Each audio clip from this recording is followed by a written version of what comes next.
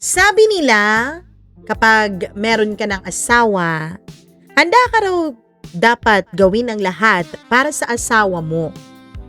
For better or for worse, in richer and in poorer, in sickness and in health. Kayo ba'y naniniwala dun?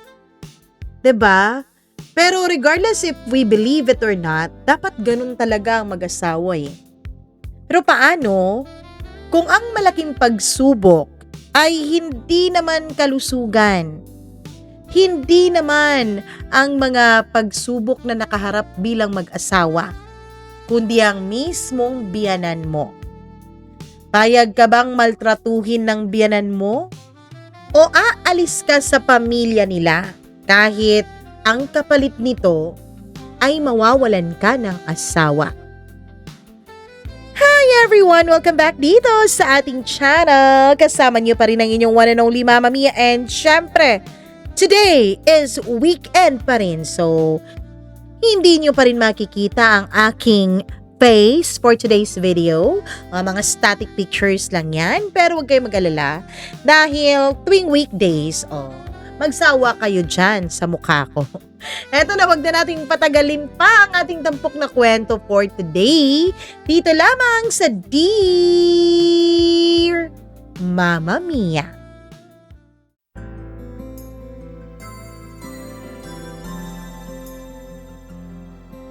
Maraming nagagawang pagsasakripisyo ang isang tao para sa kanyang asawa. Karamihan sa atin, kapag nag-asawa na, alam natin na may mga bagay tayong dapat na unawain para lang manatiling buo ang ating pagsasama.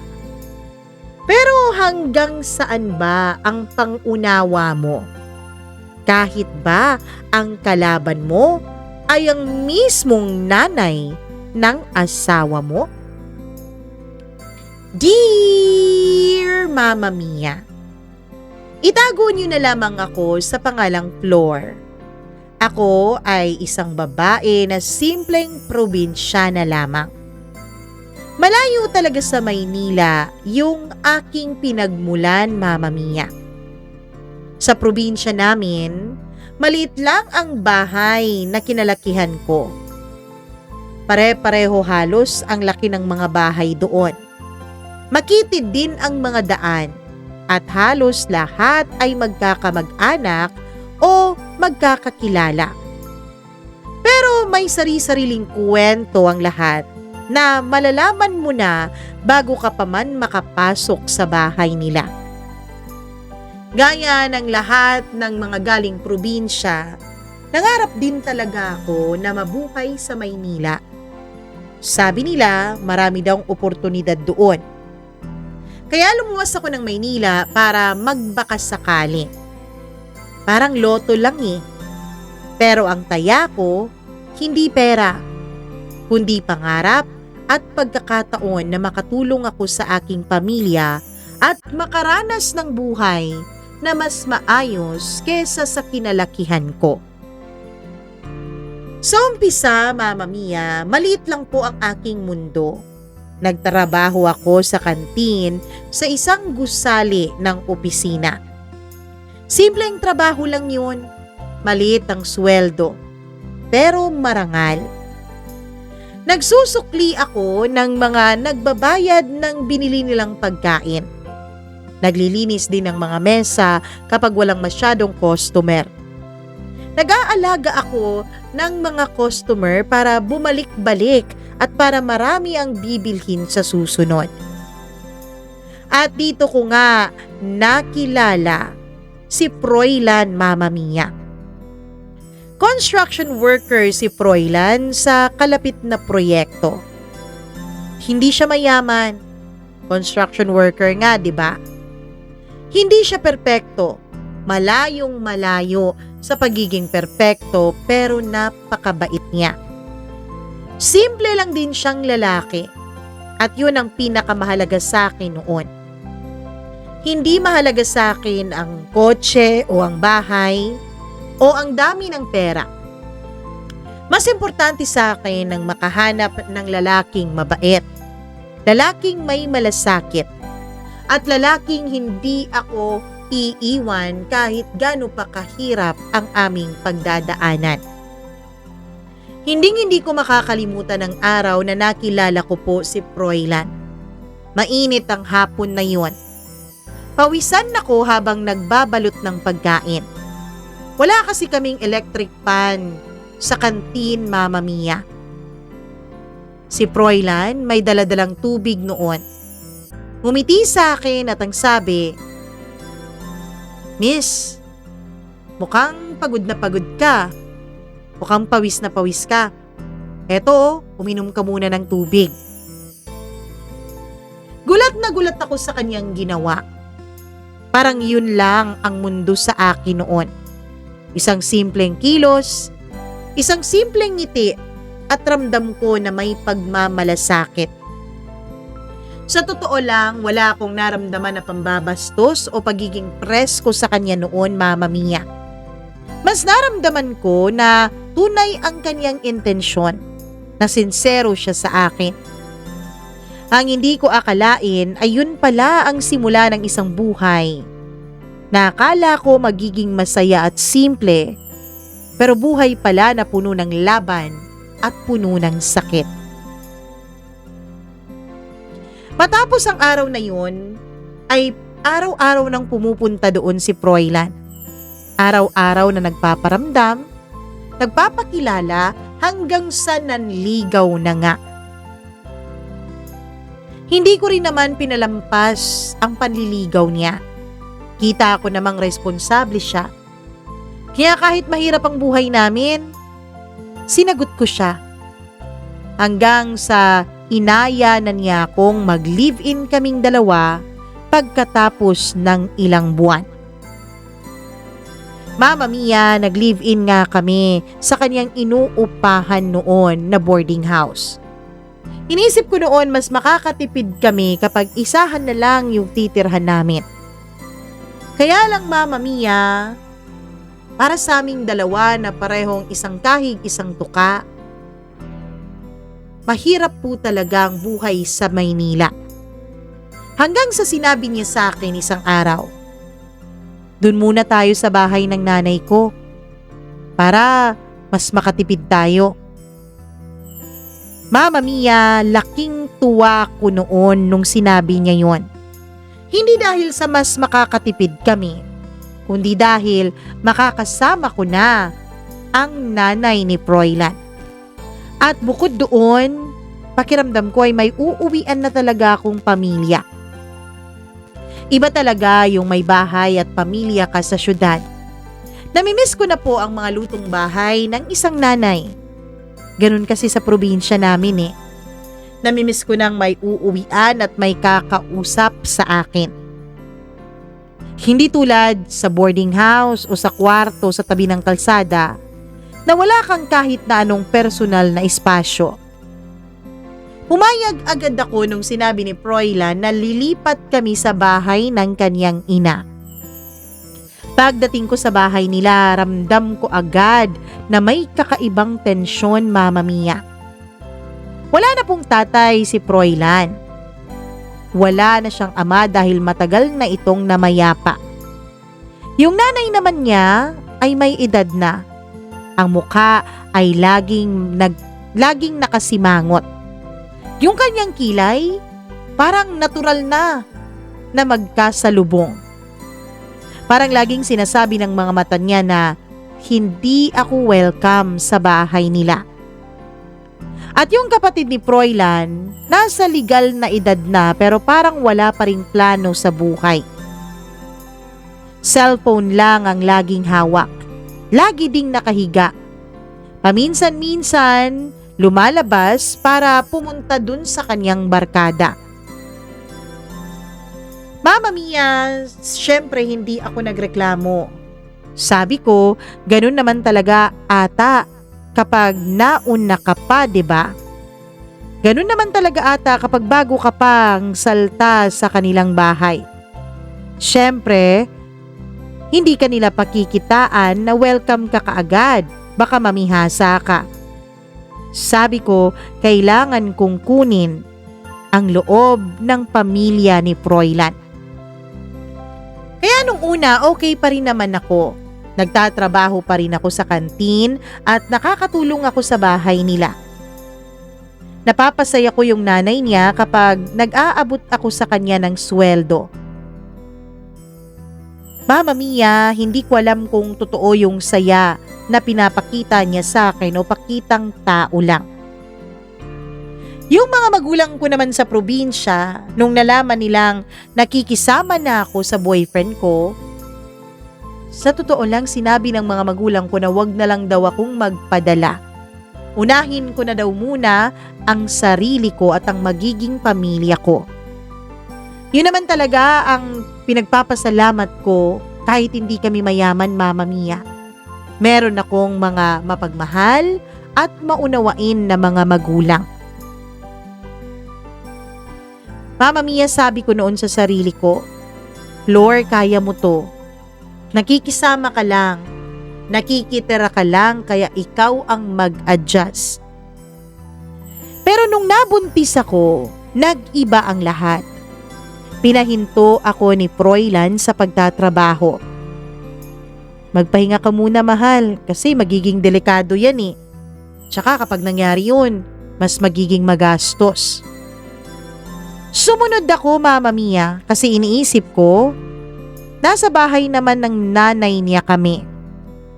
Ibig sabihin, siguro naman panahon na para makapag-bonding kami at matanggap na rin niya ako ng tuluyan, lalo't ipinagbubuntis ko ang magiging apo niya. Pero ang hindi ko alam, yun pala ang magiging simula ng pagkakakulong ko sa isang buhay na hindi ko alam kung pinili ko ba talaga. Mama Mia, dahil sa pagko-construction ng trabaho ni Froilan, tuwing Sabado lang po siya nakakauwi. Sa lahat ng linggo, ako lang ang naiiwan kasama yung nanay at yung kapatid niya. At dito na nga nagsimula ang mga utos na para bang paulit-ulit at wala ng katapusan. Flor, magsaing ka na. Flor, hugasan mo na yung plato, kagabi pa yan na. Flor, walisan mo naman yung labas. Ang dumi-dumi, ang kalat-kalat. Araw-araw, 5:00 ng umaga ay gising na ako, Mama Mia. Kahit buntis ako, kahit unti-unti nang lumalaki ang tiyan ko, at kahit sumasakit na ang likod at ulo ko, wala po akong pagpipilian. Hindi ko rin maiwasan noong mapansin na wala namang ginagawa yung batugan na kapatid ni Froilan. Cellphone lang ng cellphone. Gumigising, kumakain, natutulog, nagsi-cellphone, at paulit-ulit na ganun ang ginagawa niya.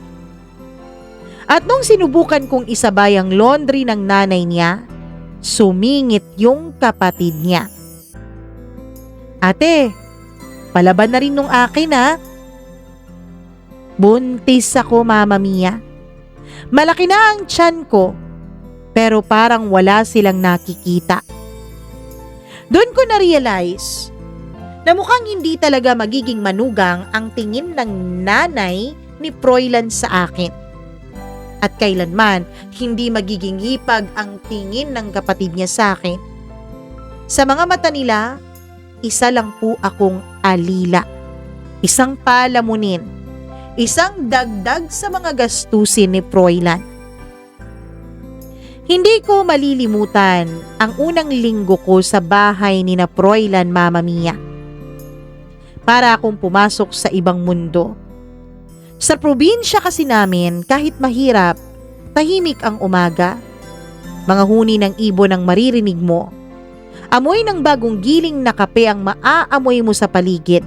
At ang init ng araw na dumarampi sa balat mo habang naglalakad ka sa bakuran ang gigising sa iyong diwa. Sa Maynila, ibang klase, maingay, marumi at punong-puno ng tensyon. Araw-araw pagising ko, may 3 bagay na akong dapat na unahin. Magsaing, maghugas at magwalis. Simple lang kung tutuusin sa pandinig ng iba. Simpleng mga gawaing bahay lang. Pero kapag buntis ka na, Lalo na kapag lumalaki na ang tiyan mo, nagiging mahirap na ang mga simpleng gawain na yon. Sobrang nakakapagod na. Ang tiyan ko, Mama Mia, pakiramdam ko po ay may dala akong bato. Unang beses ko pong magbuntis, kaya hindi ko po alam kung ano ang aasahan ko. Hindi ko alam na ang buong katawan pala, lalo na kapag malaki na ang tiyan mo, ay sumasakit ng todo. Ang likod ko, Mama Mia, para pong babagsak sa bawat hakbang, lalo na kapag yuyuko ako. Pero hindi ako pwedeng tumigil. Kasi 5:00 pa lang ng umaga, ginigising na ako ng nanay ni Froilan kahit antok na antok pa ako. Flor, ano ba? Magsaing ka na. Hindi mo ba nakikita, ha? Ni wala tayong mainit na tubig. Magsaing ka na. Buntis ako. Pero pakiramdam ko, para akong isang robot. Robot na inaasahan nilang gumawa ng lahat ng bagay para sa kanila. Robot na hindi dapat magrereklamo. Robot na laging sumusunod sa mga utos at walang oras para huminga. Sa bawat paglagay ko ng bigas sa takalan nito, sa bawat paghuhugas ko ng bigas na inilalagay ko sa palayok, ay may kasamang kirot sa tiyan ko. Habang nagsasaing ako noon, napapansin ko yung kapatid niya. Gising na nga. O baka hindi pa nga natutulog eh. Nakahiga lang, cellphone ang hawak. Kung minsan, nakatitig lang sa bintana na para bang wala siyang pakialam sa umagang ito. Na para bang wala siyang pakialam kung umiikot o tumatakbo na ang mundo. Napapaisip ako noon, Mama Mia. Paano siya naging ganito? Paano hindi niya man lang maisip na tumulong dito sa bahay? At paano parang wala ding pakialam ang nanay niya kung may ginagawa siya sa buhay niya o wala? Kapag tapos na akong magsaing, ang susunod ko namang gagawin ay maghugas. Maghugas ng mga plato na pinagkainan niya kagabi dahil madalas ay hindi siya sumasabay sa amin. Tapos mga baso na ang dami-dami na para bang bawat inom niya ay iba't ibang baso ang ginagamit niya at hindi man lang niya nagagawang hugasan. Tapos yung kalan. Kapag nagiinit siya ng pagkain, tapos nalalagyan iyon ni hindi man lang niya pinupunasan. Ang lamig ng tubig, ang amoy ng sabon, ang kaluskos ng mga pinggan. Lahat yan ay nagiging soundtrack na ng araw ko. Minsan naiisip ko, kung may sumilip sa akin noon, siguro akala nila masaya ang buhay ko dahil may asawa na ako. May magiging pamilya na ako. Siguro aakalain nila na hindi ako nahihirapan sa pagbubuntis ko dahil may mga kasama naman ako sa bahay kahit madalas wala ang asawa ko. Ang hindi nila alam, sa loob ko, parang may maliit na apoy na palihim na sinusunog ang pagkatao ko. Pati na rin ang respeto ko sa mga pamilya ni Froilan. Lumipas ang 2 linggo, unang beses naramdam ko talagang nauubos na noon ang pasensya ko. Isang hapon, habang naglalaba ako sa likod ng bahay, medyo kumirot noon ang tiyan ko, Mama Mia. Pagod na ang katawan ko noon. Pagod din ang puso ko at nalulungkot. Pagkatapos lumapit ang nanay ni Froilan sa akin. O Flor, isabay mo na rin yung mga damit ko, konti lang naman yon. Tsaka yung kortina, palitan mo at isabay mo na lang din sa paglalaba mo. Mama Mia, hindi ko alam kung anong isasagot ko noon. Tiningnan ako ng maigi ng nanay ni Froilan na para bang inaantay niya kung aangal ako o hindi. Sa huli dahil ayoko nang makipag-away, dahil gusto ko rin naman talagang matanggap nila ako, ay tumango na lang ako. Sige ho, ako na pong bahala. Sabi ko habang pinupunasan ng pawis sa noo ko. Tapos doon biglang sumingit ang kapatid ni Froilan na nasa likuran ng nanay niya. Ate, palaban na rin nung akin ha? Mama Mia, gusto kong tanungin sila kung mga bulag ba sila. Hindi ba nila nakikitang buntis ako? Hindi ba nila nakikitang malaki na ang tiyan ko? Bakit parang ang tingin nila sa akin, katulong nila ako? Mama Mia, dun ko na-realize. Kailanman hindi siguro nila ako titingnan bilang parte ng kanilang pamilya. Kailanman hindi nila ako titingnan bilang asawa ni Froilan, kundi bilang isang kasambahay. Buti pa nga yung mga kasambahay tinatrato ng maayos Pero ako, halos hindi ako bigyan ng maayos na pansin. Naalala ko noon ang mga kwento ng kaibigan ko sa probinsya. Sabi nila, kapag nasa Maynila ka raw, matututo kang mag-ayos sa sarili mo at makisama sa iba't ibang klase ng tao. Lalo na raw kapag Manilenyo ang mapapangasawa mo. Mahirap daw kung minsan pakisamahan ang mga manugang. Akala ko noon sabi-sabi lang yun. At nung napansin kong ganun nga at kakaiba nga ang nanay ni Froilan, akala ko kaya ko. Ngunit iba pala kapag buntis ka at bawat hakbang mo ay may kasamang sakit ng tiyan. Mama Mia, kahit na ganun, natuto pa rin akong maging tahimik.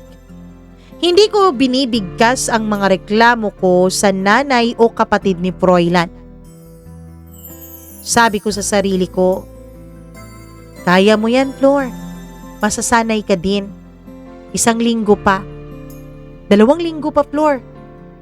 2 buwan pa. May katapusan ang lahat ng to. Ngunit bawat araw na lumilipas, unti-unti pong nauubos ang lakas ko, Mama Mia. Ang mga utos nila ay hindi lang basta trabaho sa bahay. Ang mga utos nila ay tila pahirap sa isang babaeng buntis.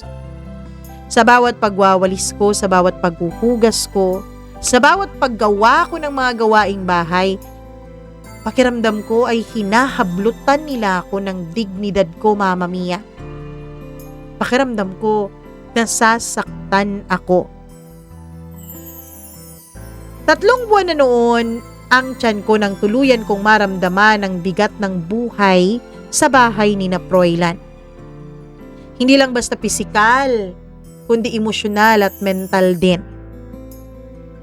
Mama Mia, kung dati 5:00 pa lang ng umaga ay ginigising na ako ng nanay ni Froilan, habang tumatagal ay paaga ng paaga ang pagising niya sa akin. Mama Mia, lagi siyang kumakatok sa pinto. Tapos yung tono ng boses niya, laging pautos. Laging parang may kasamang galit. Na para bang pinapasweldo niya ako at hindi ko ginagawa ang trabaho ko.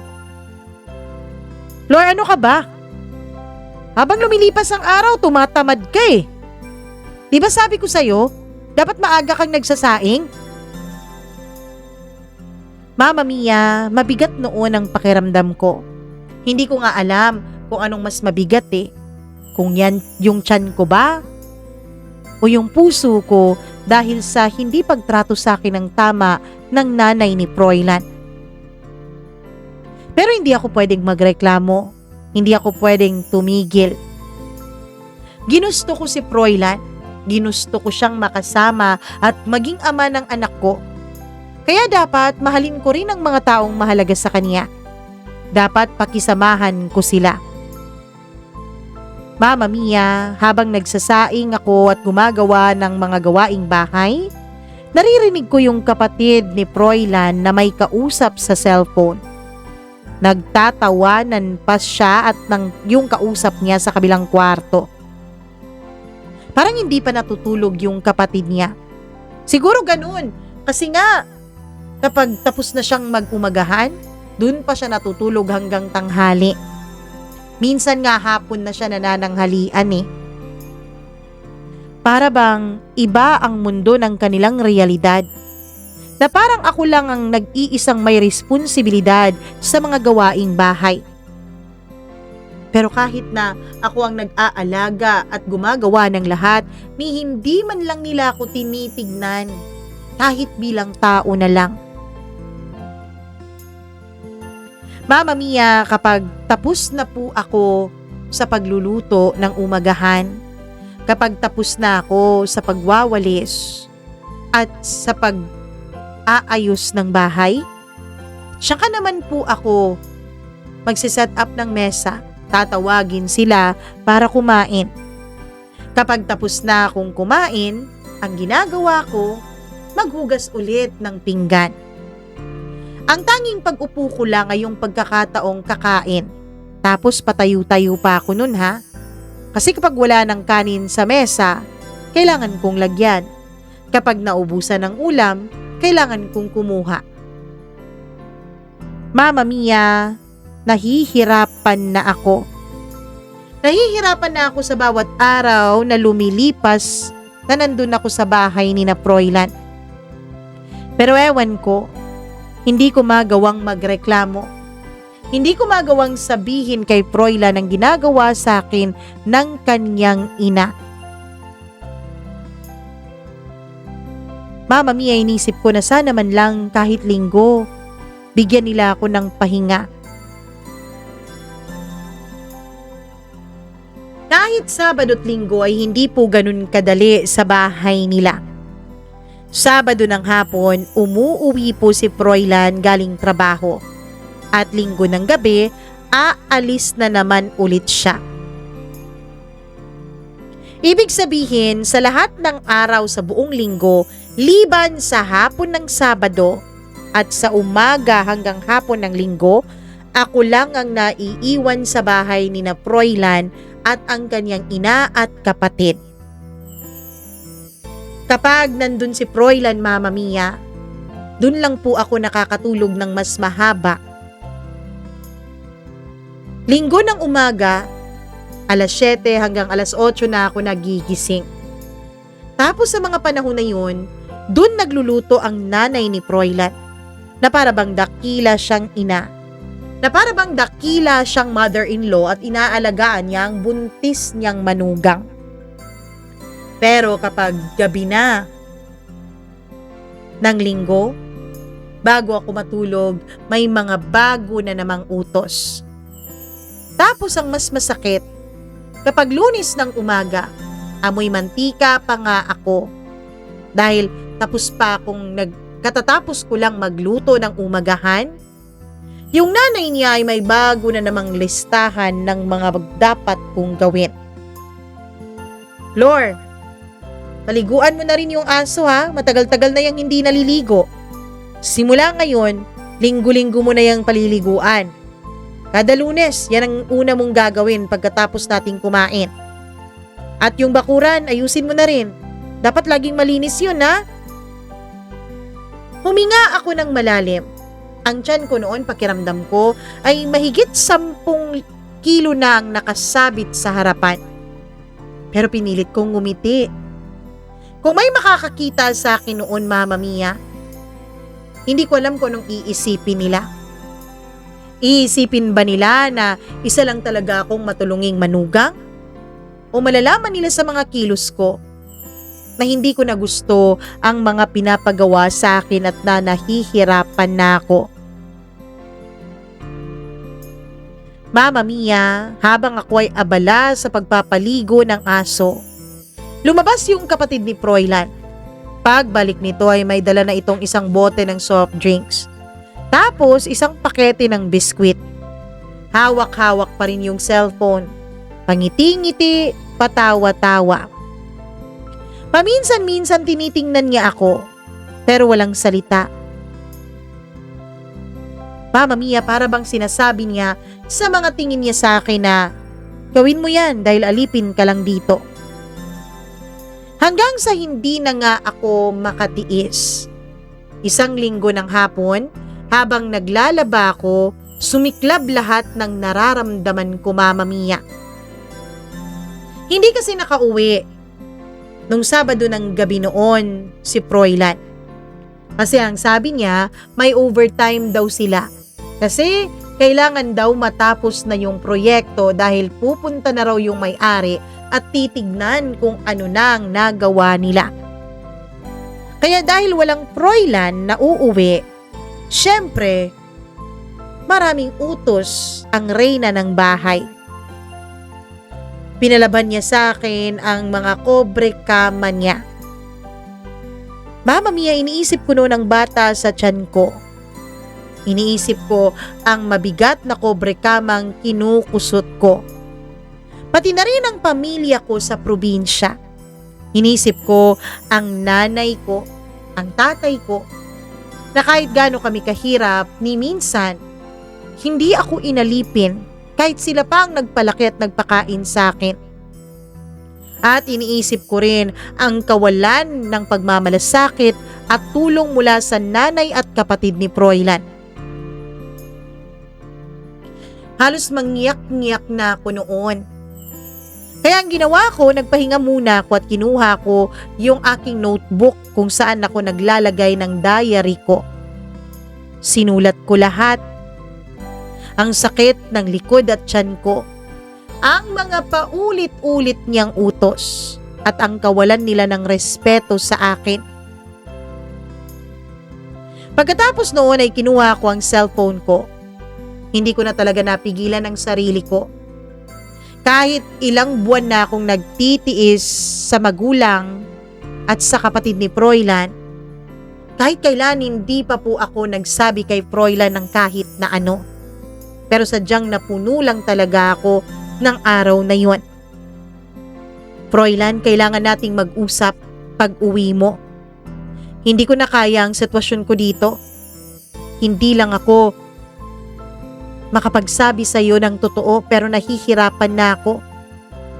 Tao ako, Froilan, pero hindi nila ako tinatratong tao. Mama Mia, tuwing binabasa ko yung text, habang naghihintay ako ng reply mula kay Froilan, ramdam ko ang kaba at kirot. Ano kayang sasabihin niya? Hindi ko alam kung papaano niya tatanggapin yung mga sinabi ko.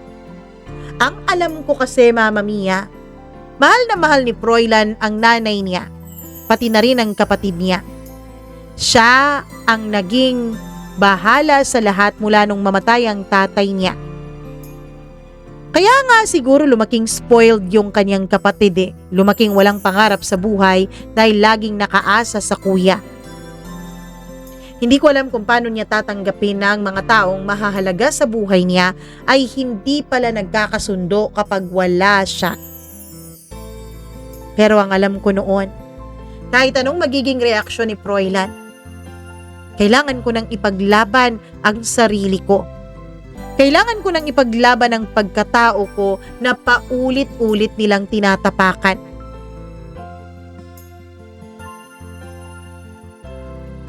Mama Mia, sa totoo lang, sa tuwing naiiwan ako sa bahay ni na Froilan kasama ang nanay niya at ang kapatid niya, gusto ko na lang talagang lumayas. Gusto ko na lang talagang umuwi sa amin sa probinsya. Pero hindi ko pwedeng gawin yun. Hindi dahil sa takot ako, kundi dahil alam kong kailangan ko si Froilan. Kailangan din siya ng anak namin. Alam kong hindi ako pwedeng magdesisyon basta-basta. Inisip ko rin na baka kaya din masyadong mataas ang emosyon ko. Dahil buntis ako. Baka yung mga bagay na wala naman, binibigyan ko ng kakaibang kahulugan. Dahil nga mataas ang hormones ko. Mama Mia, tuwing naglilinis po ako, tuwing gumagawa ako ng mga gawaing bahay, pakiramdam ko, minamaltrato ako. Hindi naman ako sinasaktan ng nanay niya ha. Hindi naman ako pinagbubuhatan ng kamay. Pero doon ko naisip, hindi pala kailangan na pagbuhatan ka ng kamay para maramdaman mong walang respeto sa'yo ang isang tao. Mamma mia, lumipas pa ang isang buong linggo. Hanggang sa dumating na ang Sabado ng hapon. Dumating na si Froilan. Para sa akin, yun na talaga yung pagkakataon. Yung sandaling pinakahihintay ko para ipaglaban ko ng sarili ko. Umupo kami sa sala. Tahimik lang si Froilan pero ramdam ko ang tensyon sa paligid. Siyempre alam kong nabasa niya na yung mensahe ko sa kanya nung nakaraang linggo. Ewan ko kung bakit hindi siya nag-reply sa akin. Ang nanay naman ni Froilan ay nandun. Nakaupo din. Nagtatahi at minsan ay nakatingin sa amin. Sa akin lalo at nakasimangot. Parang ramdam niya o alam niya na may mangyayaring hindi maganda. Froilan, hindi ka nag-reply dun sa text ko. Sabi ko. Inantay ko kung anong sasabihin niya, Mamma Mia. Pero hindi siya umimik. Froilan, gusto kong kausapin ka. Hindi ko na kayang akuin ang lahat ng mga pinapagawa nila sa akin. Buntis ako, Froilan. Mahirap magbuntis. Natahimik noon si Froilan, Mamma Mia. Yung mama niya ang sumingit. Dami-dami mong arte, Flor. Ako, nagbuntis din naman ako. Hindi lang isang beses kundi 2. Pero nung ako ang nagbuntis, hindi naman ako ganyan ka-arte sa'yo. Dami-dami ko pang ang ginagawa eh. Tinutulungan ko pang maghanap buhay yung asawa ko. Pero ikaw pa reyna ka na dito. Tapos mautusan ka lang ng konti. Ma, pwede ba? Patapusin mo muna si Flor.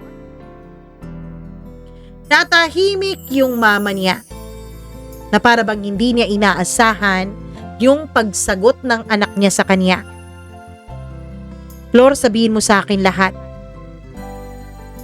Kaya dun ako nawalan ng kontrol. Kahit umiiyak na ako, pinilit ko pong ipaliwanag kay Froilan ng lahat.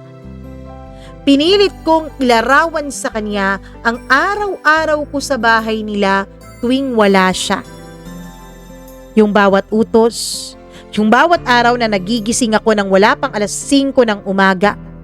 Yung bawat kalokohan ng kapatid niya na parang baliwala lang sa nanay niya.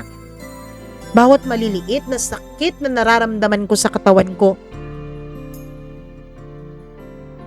Tinitigan ko si Froilan. At patuloy pa ring tumutulo noon ang mga luha sa mga mata ko. Hindi sa nagrereklamo ako, Froilan, pero hindi ko na kayang maging alipin nila. At hindi ko rin kayang palakihin ang anak natin sa ganitong buhay na nakikita niyang inaalila ako ng pamilya mo. Ang dami mo talagang arte, bakit sino bang nag-aalila sa'yo?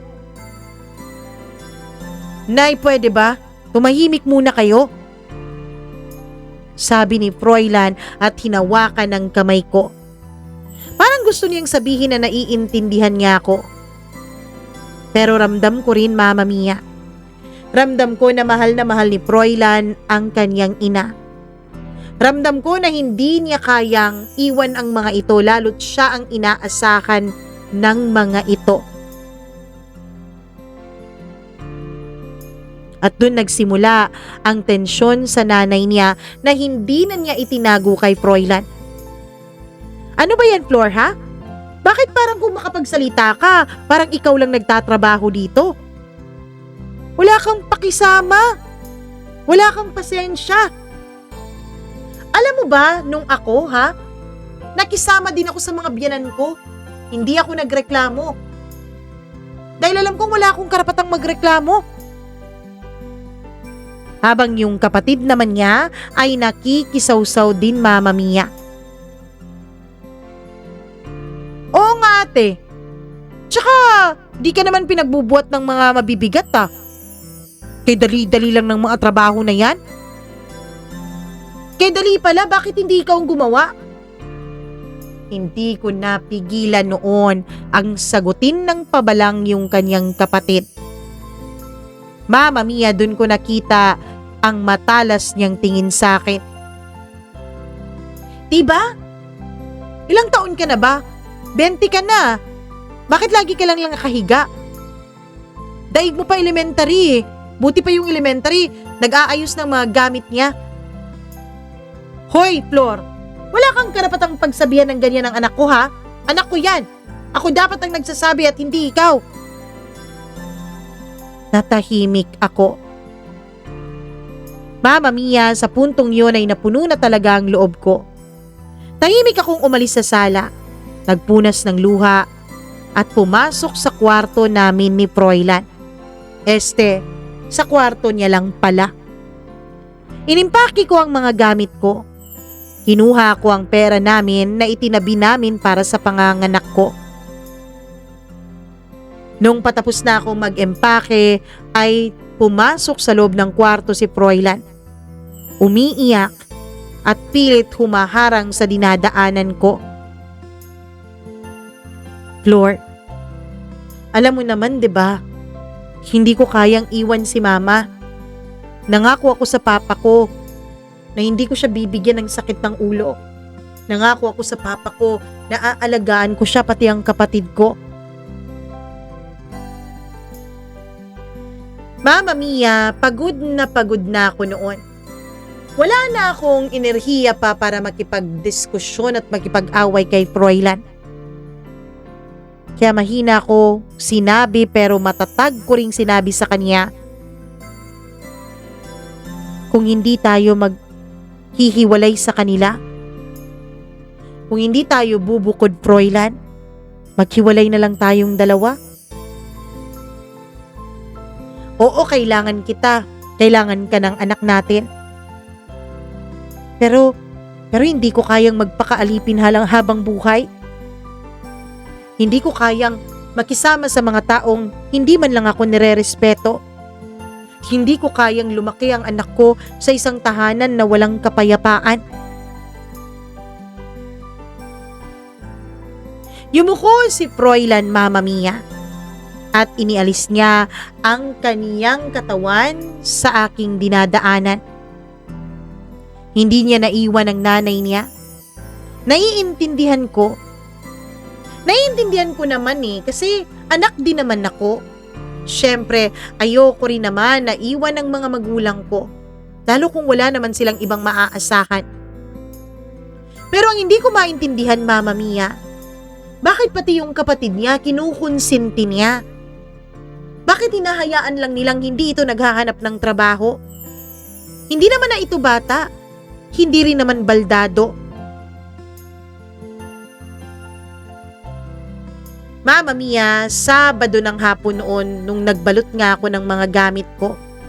Yung bag ko, punong-puno ng damit. Ang mga iilan kong gamit at ang pera namin para sa panganganak. Habang naglalakad ako papuntang sakayan ng jeep, ramdam ko ang bigat ng bawat hakbang ko. Ramdam ko rin na parang sumisipa ang anak ko sa tiyan ko. Kinakabahan din ako, Mama Mia, dahil paggabi na yon. Sa totoo lang, hinarangan ulit ako ni Froilan bago ako tuluyang makaalis sa bahay nila. Sabi niya bukas na lang daw ako umalis kasi maggagabi na, baka kung mapano ako sa daan. Sabi ko hindi ko na kaya pang manatili sa bahay na yon kahit 1 minuto pa. Noong nakarating ako sa sakayan ng jeep ay agad naman din akong nakasakay. At habang nasa jeep ako, tinitignan ko ang paligid. Ang Maynila na puno ng ingay at alikabok kahit hapon na. Pero sa loob ng jeep parang ibang mundo ang nararamdaman ko. May mga paslit na nagsisigawan. May mga nagsiselfone. May mga tahimik lamang. Tapos, sa paligid may mga motorista na halos sumasalpok na sa harapan na sasakyan nila. Habang bumabiyahe ako ay paulit-ulit sa isip ko ang lahat ng mga nangyari sa akin. Yung sa bahay ni na Froilan, yung kawalan ng respeto at pagtulong sa akin ng magulang niya at ng kapatid niya. Yung mukha ng nanay niya na laging galit lalo na kapag nakatingin sa akin. Yung pakiramdam na para akong inalipin. Huminga ako ng malalim at hindi ko napigilan na tumulo ulit ang mga luha sa mga mata ko. Flor, oo nga't mabait si Froilan. Pero kailangan mo nang mag-move on. Para sa sarili mo at para sa anak mo. Pagdating ko doon sa sakayan ng bus ay agad akong bumaba ng jeep. Naghanap muna ako ng makakainan dahil kumakalam na ang aking tiyan, Mama Mia. Pagkatapos kong kumain ay naghanap na ako ng bus pauwi ng probinsya. Pagdating ko sa probinsya, ramdam ko ang ibang hangin. Malamig, sariwa. May halong amoy ng lupa at mga tanim kahit gabing-gabi na. May konting hamog na. Pero parang ang linis-linis ng mundong ito mula sa mundo ng bahay ni na Froilan. Kumatok ako sa pintuan ng bahay namin. Buti na lang at may ilaw pa noon, Mama Mia. Nung pagbuksan ako ay tatay ko po ang bumungad sa akin. Flor? Lena, andito na si Flor! Sigaw niya sa pangalan ng nanay ko. Agad namang lumabas ang nanay ko kasunod ang mga kapatid ko. Flor, ang lakay na ng tiyan mo! Sigaw ng nanay ko habang halos patakbo nang lumapit sa akin. Mama Mia, doon ako tuluyang napahagulgol. Doon ko naramdaman na may pamilya pa rin akong maaasahan. May tahanan pa rin akong tunay. Tahanan na hindi puno ng mga utos at galit. Hindi puno ng pangungutya at hindi pagtanggap. Kundi tahanan na handang umalalay kapag ako ay nasasaktan. Agad akong niyakap ng nanay ko. Walang tanong-tanong, Mama Mia. Pati mga kapatid ko ay nagsilabasan at hinawakan ang aking tiyan. Lahat ay nagpakita at nagparamdam sa akin na excited sila sa pag-uwi ko at excited din sila na dumating ang aming bagong baby sa bahay. Sa probinsya, Mama Mia, parang nawala lahat ng stress na naramdaman ko sa Maynila. Bawat araw may simpleng ritual. Nagluluto, naglilinis ng kwarto, naglalakad sa aming bakuran at nakikinig ng mga huni ng ibon. Meron pa rin naman akong mga gawaing bahay pero sa ngayon ay hindi na din ako nag-iisa. May mga kapatid na akong umaalalay sa akin at kuminsan pinapaupo na nga nila ako kapag nararamdaman nilang hinihingal na ako. Ang gustong-gustong ko po sa probinsya yung amoy ng bagong giling na kaping mais, ang halimuyak ng ulan sa lupa, at ang tunog ng hangin sa mga puno ng mangga. Parang ibang mundo. Parang mundo na nagre-recharge sa pagkatao ko. Habang naghahanda ako noon sa panganganak ko, Mama Mia, naiisip ko ang mga pangarap ko. Pangarap ko noon na magkaroon ng hindi naman marangya, pero pamilyang masaya at pamilyang hindi kasing kapos namin. Pero habang naiisip ko, Mama Mia, na pwede ngang hindi kami maging kasing kapos ni Froilan sa mga magulang ko, pero mukhang mauuna pa akong mamatay doon sa stress kaysa mamatay sa gutom. Inisip ko noon na kung hindi talaga kayang iwan ni Froilan ang kanyang ina at ang kanyang kapatid, ayos lang. Ako na lang magiging bahala sa anak namin. Mama Mia, siya nga pala, pagdating ko po sa probinsya, ang ginawa ko po ay tinanggal ko yung SIM card ng cellphone ko. Tsaka ko yun binali at tinapon. Yung social media accounts ko rin ay hindi ko na binuksan. Bukod kasi sa walang signal doon talaga sa probinsya namin at panakanaka lang kung makakuha ka ng signal, Ayoko na rin na magkaroon pa ng kahit na anong balita tungkol lalo sa nanay at sa kapatid ni Froilan. Ayokong makita sila sa social media dahil alam ko kahit makita ko lang sila o mabasa ko yung kanilang mga pangalan, mae-stress ulit ako. Kaya kahit walang ibang pagkukuhanan si Froilan ng contact number ko ay wala na rin akong pakialam. Inisip ko noon, tinapos na rin niya naman ang lahat sa amin nung hindi niya piniling sumama sa akin. Yung pinili niyang wag iwan ang kaniyang kapatid at ang kaniyang nanay. Kaya para ano pa, na magkaroon pa kami ng contact sa isa't isa. Mama Mia, alam ni Froilan ang probinsya namin. Pero hindi niya alam kung saan talaga exactly yung aming bahay. Kaya naman alam ko na hindi magiging madali sa kanya kung sakali mang hanapin niya ako at ang anak namin. Pero siguro hindi na rin naman niya ako hahanapin. Siguro hindi na rin naman siya magtatangka pa na makipag-ayos o makipag-usap man lang sa akin.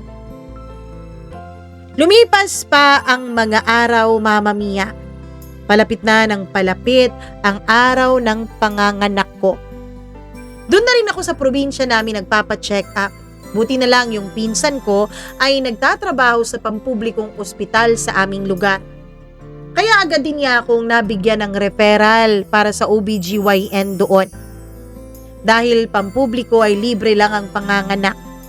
Kaya naman yung perang dinala ko, yung perang inipon namin ni Froilan para sa panganganak ko, ang ginawa ko, Mama Mia, ay bubili na lang ako ng mga gamit ng bata. At yung konting napasobra ay ginamit ko para mag-umpisa ng maliit na tindahan. Mama Mia, kahit mahirap, kahit masakit dahil wala sa tabi ko si Froilan, inisip kong kakayanin ko. Lalo't may suporta ako mula sa mga magulang ko. Hanggang sa dumating na nga yung araw ng panganganak ko. Madaling araw yun nang sumakit ng biglaan ang tiyan ko. Buti na lang at yung sumunod kong kapatid sa akin na lalaki ay nandun sa bahay nung mga panahon na yon. At nakauwi siya galing din Maynila. Agad niya akong binuhat at dinala sa tricycle para makarating agad kami sa pampublikong ospital dun sa amin. Ipinanganak ko ang isang napakagandang batang babae. Yung kaniyang mga mata ay manang-mana sa kaniyang ama. Pero yung hugis ng kaniyang muka, yung kaniyang kulay at ang kaniyang ilong at labi ay mana sa akin. Mama Mia, nung unang beses na nahawakan ko ang anak ko, pakiramdam ko ay sulit na sulit ang lahat ng paghihirap ko, ang lahat ng mga sakripisyo ko. Pakiramdam ko, kaya kong gawin ang lahat ng bagay para sa batang ito. Hindi ko inakala na mas malakas pala ang pagmamahal na mararamdaman ko para sa anak ko kaysa sa pagmamahal na naramdaman ko noon para sa kanyang ama. Ligtas naman po akong nakapanganak at matapos lamang ang 3 araw ay naiuwi na namin si baby sa bahay. Tulong-tulong kami ng pamilya ko sa pag-aalaga ng anak ko. Habang tulong-tulong din kami sa pagbabantay sa maliit kong tindahan. Pero yung kinikita ko sa tindahan, Mama Mia, hindi po kinukuha ng mga magulang ko. Ang sabi nila, itabi ko raw para sa magiging kinabukasan ng anak ko. Ang nagsusupply sa amin ay ang 2 kong mga kapatid na nagtatrabaho na rin. Mabilis na lumipas ang mga buwan. Hanggang isang araw, Mama Mia, galing ako noon ng palengke at namili ako ng mga paninda ko. Nagulat ako dahil parang kinakabahan ako nung papalapit na ako sa bahay. Nung nasa harap na ako ng pintuan namin, ay may narinig akong isang pamilyar na boses na nagsasalita mula sa loob. Boses na hindi kabilang sa mga taong nakatira sa bahay namin. Kahit ilang buwan na ang lumipas, kilalang kilala ko ang boses na yon. Kausap niya ang tatay ko. Pagpasok ko sa loob ay hindi nga ako nagkamali. Si Froilan nga ang nandoon, Mama Mia. Karga-karga niya ang anak naming dalawa. Kita ko na may mga butil ng luha sa kanyang mga mata habang nagpapaliwanag siya sa aking ama. Nung mapansin ako ng tatay ko, ay tinawag niya ako. "Oh, Flor, nandito asawa mo." Napalingon din si Froilan sa akin. Mama Mia, agad niyang ibinigay ang anak ko sa nanay ko at sa kanya ko niyapos ng napakahigpit. Doon siya humagulgol. Hindi na siya nahiya kahit nasa harap kaming dalawa ng mga magulang ko. "Flor, mahal. Flor, patawarin mo ko. Patawarin mo ko, mahal, kung naging duwag ako." Paulit-ulit niyang sabi. Ako naman noon ay nabitawan ko na ang mga pinamili ko mula sa palengke. Para akong tuod na nakatayo lamang at hindi alam kung anong gagawin. Sa totoo lang, punong-puno na rin ng emosyon ang dibdib ko. Sa totoo lang, kinaya-kaya ko lang. Sinabi ko lang sa sarili kong kaya ko, pero miss na miss ko na rin ang lalaking ito. Pero nagpakatatag ako, Mama Mia. Naisip ko na baka nandito siya para dalhin ulit ako sa Maynila, para ibalik kami ng anak ko dun sa poder ng nanay niya. Kaya nagpakatatag ako kahit gustong-gusto ko na siyang halikan at yakapin. "Anong ginagawa mo dito, Froilan?" Sabi ko sa matapang na boses. "Anak, mag-usap muna kayo. Kung anong magiging desisyon mo, ikaw ang bahala. Nandito kami ng nanay mo para sumuporta. Usap muna kayong dalawa dyan. Ipapasya lang namin si baby dun sa pinsan mo." Bago pa man ako makasagot, ay umalis na ang mga magulang ko, bit-bit ang anak ko. Naiwan kaming dalawa ni Froilan sa bahay. Doon ay lumuhod siya sa harap ko, Mama Mia. Paulit-ulit na humihingi ng tawad. "Patawarin mo ko, mahal. Patawarin mo ko kung naduwag ako. Froilan, hindi ako galit sa'yo. Pero hindi na rin ako babalik pa dun sa nanay mo. Mahal, hindi kita ibabalik dun. Ano, maniniwala ako sa'yo, Froilan? Diba hindi mo kayang mawalay sa nanay mo? Diba may pangako ka sa tatay mo?" "Oo, may pangako ako sa tatay ko. At oo, hindi ko kayang abandonahin ang nanay ko. Pero napag-isip-isip ko, mas importante ka. Mas importante kayo ng anak ko. Kayo ang pamilyang binuo ko. Kayo ang pamilyang pinili ko. Lord, please, bigyan mo ako ng isa pang pagkakataon." "Froilan, hindi ko alam. Hindi ko alam kung kaya ko. Kahit dito tayo tumira, Flor. Nag-usap kami ng tatay mo. Sabi niya, may bakante pa naman dyan. Sa lote ninyo, pwede tayong magtayo ng bahay dyan." Mama Mia, hindi ko po mapigilang matuwa. "Ano sabi mo?" "Oo, Flor. Dito na tayo sa probinsya ninyo. Nakita ako kung gaano kami minahal at inalagaan ng mga magulang mo, pati na rin ang anak natin. Pasensya ka na. Kahit alam kong hindi ka tinatratong maayos ng nanay ko, hinayaan ko sila. Akala ko kasi magbabago sila eh, pero hindi pala." "Paano ang trabaho mo, Froilan?" "Flor, dito na ako magtatrabaho. Tutulong ako sa tatay mo, mamamasada ako ng tricycle, kahit ano. Huwag lang tayong magkahiwalay dalawa. Maging buo lang tayong pamilya." "Paano ang nanay mo? Paano sila?" "Kinausap ko na si nanay. Kinausap ko na rin ang kapatid ko. Kinausap ko na rin ang kapatid ni nanay na tiyuhin ko. Alam kong kaya nila ang buhay nila. Alam kong Alam kong hindi magiging madali pero wala din namang pagpipilian ng kapatid ko eh. Alam kong maghahanap na yun ng trabaho ngayong wala na ako doon. Sigurado ka ba dyan sa desisyon mo, Froilan? Dahil kapag pumayag ako, wala nang magiging atrasan to. Kapag pumayag ako sa gusto mo,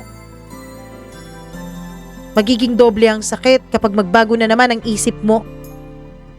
Hindi, Flor. Hindi na magbabago ang isip ko. Sa katunayan, gusto ko nang yayain na pakasal ka eh. Mama Mia, nagkaayos kami ni Froilan. Nakita ko namang sincere siya sa paghingi niya ng tawad sa akin. Wala din naman siyang ibang kasalanan sa akin, liban na lamang dun sa hindi niya magawang iwan noon ng nanay niya. Nagyakapan kami ni Froilan at nag-usap. Isang oras dumating ang mga magulang ko. Tinanong kami kung nakapag-usap na ba kami ng maayos. Doon ay hiningi din ni Froilan sa tatay ko ang aking kamay para sa kasal. Hindi naman tumutol ang tatay ko, Mama Mia, lalo pat nalaman niya na doon kami maninirahan sa aming probinsya. Agad din naman siyang napangiti nung sinabi ni Froilan na may konting ipon siya para makapagpatayo ng maliit na bahay sa tabi lang din ng bahay ng mga magulang ko. Agad sinimula ni Froilan, ng tatay ko at ng iba kong mga pinsan at tiyuhin ang pagtatayo ng aming simple at maliit na tahanan. Mama Mia, wala pang 2 buwan ay natapos na yon. Yung tindahan ko ay nilipat din namin doon, Mama Mia.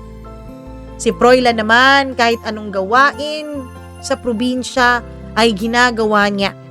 Dahil may lisensya siya, ay nakapagmamaneho din siya ng jeep ng pinsan ko. Mama Mia, hanggang sa dumating nga ang 2 buwan matapos ang muli naming pagkakaayos at paglipat sa bago naming tahanan. Doon ay napagdesisyonan naming magpakasal ni Froilan. Masasabi kong medyo bongga naman ang naging kasal namin kahit halos wala kaming kapera-pera. Lahat ng mga kamag-anakan ko ay nag-ambag-ambag. May tiyuhin akong nagbigay ng baboy. May 2 tiyuhin din ako na nagbigay ng tig-3 kambing. Kaya naging bongga na rin ang kasal namin. Pero nakita ko na malungkot ang asawa ko nung ikinasal kami, Mama Mia. At alam ko kung bakit. Siyempre kahit naman ako, kapag ikinasal ako tapos wala ang mga magulang ko ay magiging malungkot din ako. Malungkot ka ba, mahal? Tanong ko kay Froilan nung gabing natapos ang kasal namin. Aaminin ko, mahal, na medyo nalulungkot ako pero masayang-masaya naman ako na naikasal na ako sa'yo. At pangako ko sa'yo, paninindigan kita at ang pamilya nating 2. At doon na nga nagsimula kaming bumuo ng pamilya ni Froilan. Simple ang buhay namin, Mama Mia, pero maayos naman. Matapos ang 3 taon, ay amin pong isinilang ang pangalawa naming anak. Pero 3 buwan matapos ang pagsilang ko sa anak ko, ay nakatanggap si Froilan ng tawag mula sa kanyang kapatid. Kitang-kita ko, Mama Mia, kung paano nalungkot ang asawa ko habang kausap niya ang kapatid niya. Pagkatapos nilang mag-usap ay sinabi sa akin ni Froilan na may sakit daw ang nanay nila. Bedridden na daw ito at hinahanap daw kami. Hindi na ako nagdalawang isip pa. Iniwan ko ang bunso kong anak sa nanay ko dahil hindi pa po ito pwedeng bumiyahin ng matagal at malayo. Dala namin ang panganay kong anak at pinuntahan namin yung biyanan ko. Pagdating namin doon ay kaawa-awa po ang kanyang itsura. Hindi na siya makatayo ni makaupo. Tapos, Mama Mia, nung makita niya kami, sa unang pagkakataon simula nung nagkakilala kaming 2 ay nakita kong ngumiti siya sa akin. Pagkatapos ay umiyak. Agad siyang humingi ng tawad kay Froilan at sa akin. Nag-iyakan silang mag-ina at hindi ko na rin napigilan pang umiyak. Hindi ko na idedetalye dito ang mga bagay na aming napag-usapan dahil masyado na po yung personal. Pero isa lang po ang masasabi ko, Mama Mia. Pagkatapos naming magkaayos, natulog lang ang nanay niya at hindi na ito nagising. Parang kami na lang po ang inantay niya bago siya tuluyang mamaalam. Ngayon, Mama Mia, ay nasa mas maayos na kaming kalagayan. Pati na rin yung kapatid ni Froilan ay may pamilya na rin at may trabaho din. Masalimuot man ang napagdaanan namin. Nagkaroon man ng palitan ng mga masasakit na salita, pero isa lang po ang napatunayan ko. Sa huli, ang pamilya ay laging pamilya. Magkaroon man ng hidwaan at hindi pagkakaunawaan, kapag pinairal ang pagmamahal at pagmamalasakit, kahit gaano pa kasakit ang mga nagdaan, ay kayang-kaya ding magbigay ng kapatawaran sa isa't isa. Hanggang dito na lamang po, Mama Mia, at naway na-inspire po kayo sa naging kwento namin ng asawa ko at ng pamilya namin. Lubos na nagmamahal, Flor.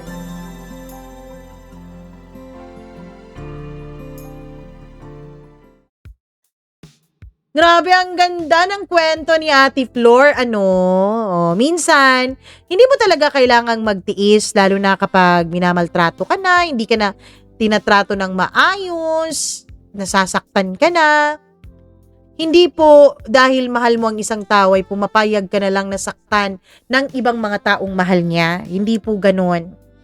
Kasi minsan, para maghilom, minsan para makapag-isip, tayo ng mga bagay na nagagawa natin na sa tingin natin nung una ay tama, pero hindi naman pala, kailangan nating malayo sa isa't isa. 'Di ba?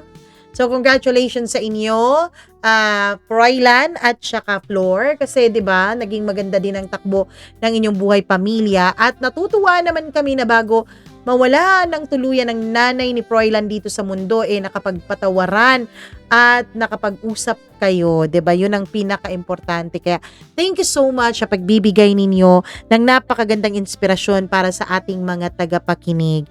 I know na na-inspire kayo, kaya naman wag na kayong mag-atubili diyan. Wag na kayong i-share nyo na ito. Share nyo na itong ating kwento for today's video na talagang nakaka-inspire naman. Maraming salamat ulit, Flor. At sa inyo na nakikinig ngayon, maraming salamat kung kayo may mag-share at magla-like ng video na ito. Thank you very much. I love you all. At bago tayo umalis, magpapasalamat muna ako sa ating mga subscribers. Pero bago sa ating mga subscribers, dito muna tayo sa mga taong hindi lang basta-basta subscribers, members pa talaga dito sa ating channel. Hay ako kay Marlia Giana Shane, Jasmine Magbanwa, Miriam Gutierrez, Rose Arevalo, Rico Sidanco, Colleen Bueno, Gimaras Girl, Benson Boyser, Smack Dax, Dayan Martinez, Maria Elena Abe, Maureen Tugab, Gail Easy, maraming salamat, Mila Raduban at Freaky. Thank you so much sa inyong lahat, sa mga members natin. Maraming salamat sa pananatili ninyo na member dito sa ating channel kahit na wala naman talaga kayong masyadong nakukuha, kundi ang unang pagbati, 'di ba? Pero nandyan pa rin kayo, kaya thank you so much. At syempre sa atin pong mga subscribers, maraming salamat din sa hindi pagbitaw, sa laging pagmamahal at sa laging pag-aabang ng mga kwento. Ay, siya nga pala, may sasabihin ako dyan sa mga nagnanakaw ng ating mga ng mga kwento natin, kasi meron palang ibang nag-upload ng ating boses. So proper credit sana. Ay, ako kay Natalia Garcia, maraming salamat. Hello din kay Jezabel. Naku, Jezabel. Ano bang ganap dyan sa ilalim ng tubig? Charot lang. Hello din ako kay Don Pancho. Thank you very much sa pakikinig. Mayan Ante o Mayan Nante. Di ko alam. Abigail Tenorio. Abigail Tenorio, maraming salamat. Hello din ako kay Lynn Gausin Manix Bree. Hi daw sa asawa niyang si Angeline Castillo all the way from Bulacan. Maraming salamat. Marvy Montecillo, Regina Hernandez. Maraming salamat din kay Ruby Ramos at Alcura Ukit. Fredeline de la Cruz at sa lahat ng ating mga tagapakinig, no? Sa lahat ng ating mga tagapakinig, thank you so much for dropping by and thank you so much for spending an hour, more than an hour actually, with me. Maraming salamat. I love you all. Mwah, mwah, mwah. Mag-ingat po kayo hanggang sa susunod nating kwento. Paalam!